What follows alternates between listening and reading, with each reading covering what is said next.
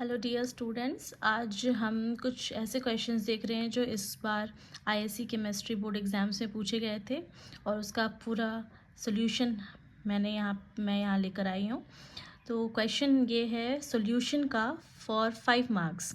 What is the question here is calculate the mass of ascorbic acid, molecular mass is 176 gram per mole, to be dissolved in 75 gram of acetic acid to lower its freezing point by 1.5 degrees Celsius. Assume that the solution neither associates nor dissociates in solution and kf value भी दी हुई है 3.9 kelvin kg mole inverse. Okay, तो ये clearly हम देख सकते हैं ये कौन सा कैसा क्वेश्चन है, डिप्रेशन एंड फ्रीजिंग पॉइंट का क्वेश्चन है। ठीक है, क्या क्या गिवन है हमारे पास। सबसे पहले डेल्टा टी एफ की वैल्यू गिवन है, that is 1.5 degree Celsius which is also equal to 1.5 Kelvin, right. और के एफ की वैल्यू दी हुई है एसिटिक एसिड के लिए 3.9 केल्विन kg मोल इनवर्स। और मोलर मास हमारे पास दिया हुआ है एस्कॉर्बिक एसिड का 176 ग्राम पर मोल, and also the weight of the solvent is given to be 75 gram.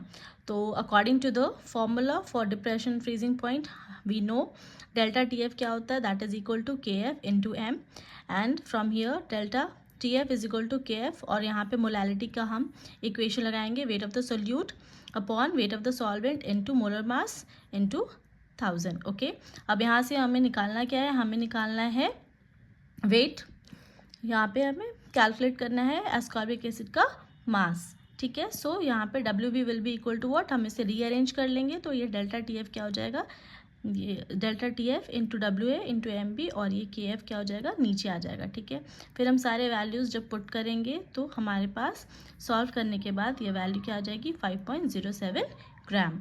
So this is the mass of the ascorbic acid which will be used to dissolve in 75 gram of acetic acid. तो ये बहुत ही easy सा एक question है which is completely formula based. एक और question जो इसी चैप्टर से आया है वो है हमारे पास ऑस्मोटिक प्रेशर का क्वेश्चन।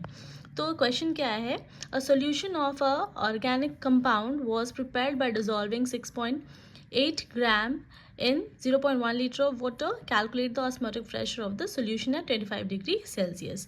यहाँ पे मॉलिकुलर मास गिवन है।